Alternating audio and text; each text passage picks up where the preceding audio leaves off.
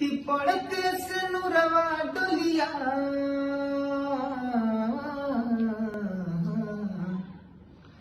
कि पड़ते से नुरवा डोलिया पड़ते से नुरवा डोलिया उठे नई हार से आखिरी विदाई होला आखिरी विदाई होला पियावे के घर से आखिरी विदाई होला।